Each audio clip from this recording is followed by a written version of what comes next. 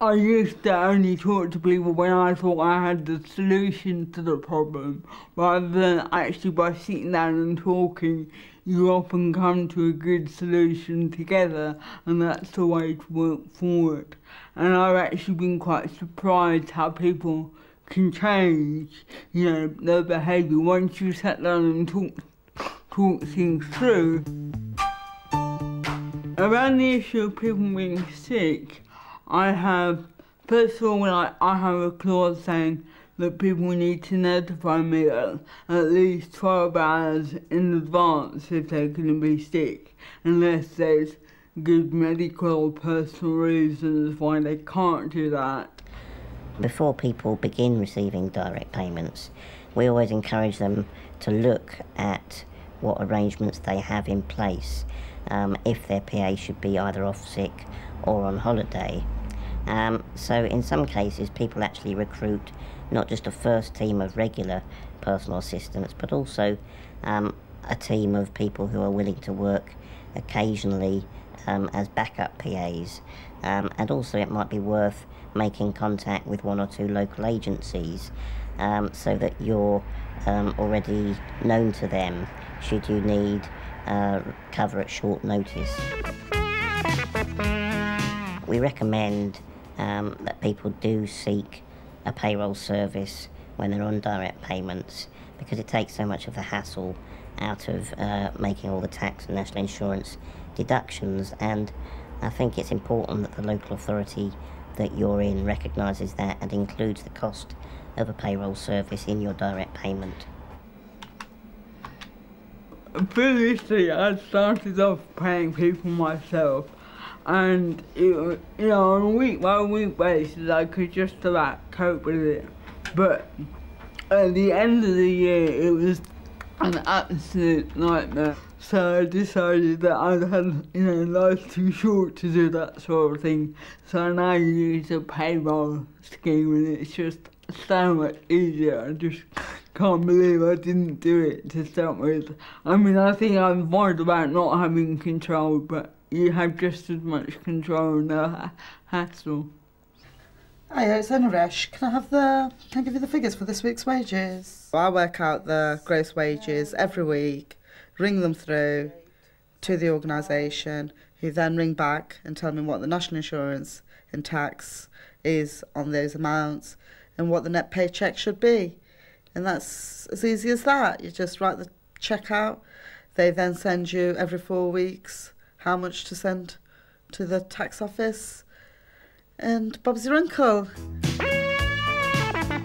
In my contract I have a clause about long-term sick, and I say that if people are off sick for more than 3 weeks in any 6 month period, then I reserve the right to review the contract.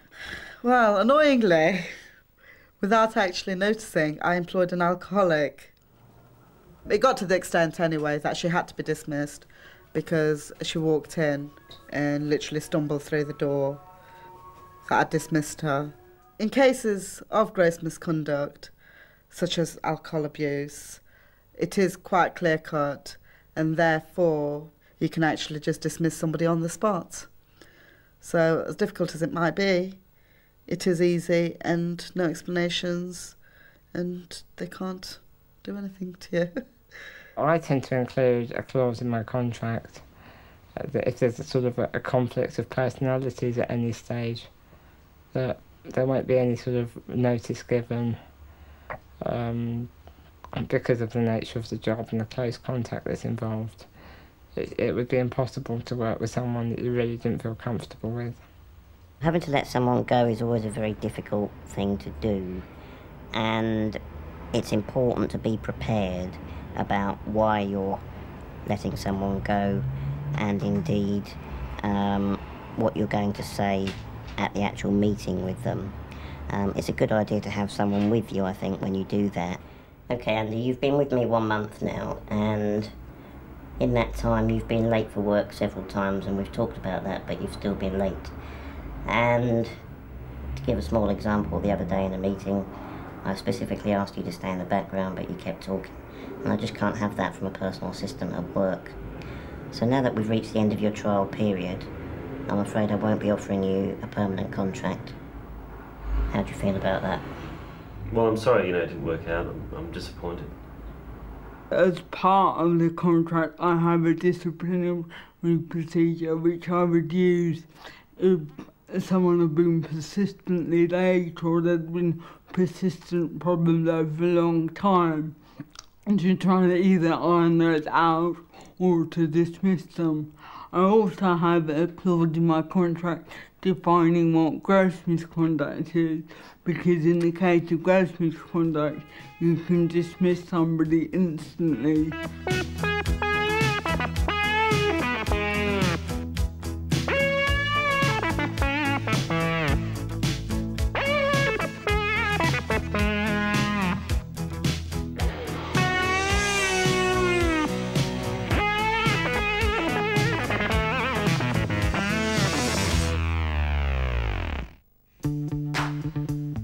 This is Surrey Independent Living Council.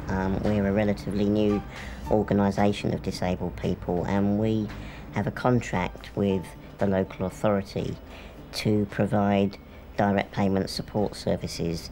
Having a direct payment support service in your area makes life a whole lot easier if you're going down the road to direct payments, and obviously if there's not one in your area, then you need to do a whole lot of research yourself, which can be quite hard work. So really I think that there's a very strong network of disabled people across the country. So find out perhaps from the National Centre for Independent Living where you can get in touch with other disabled people who have experience of using direct payments and employing personal assistants, because it really is so much easier than doing it on your own.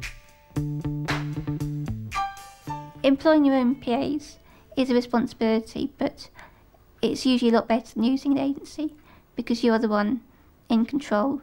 So employing my own PAs works for me because I feel that I'm the person in control of the situation.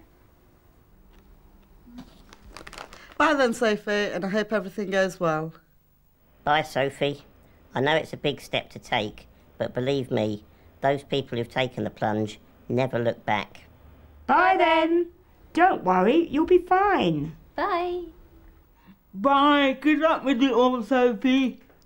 Bye, Sophie, and do remember, the great thing about independent living is if you're not happy with the situation, you can change it quite easily. Bye, guys. Thanks. Right, well, that sounds good. But first things first, I'm off to that job interview.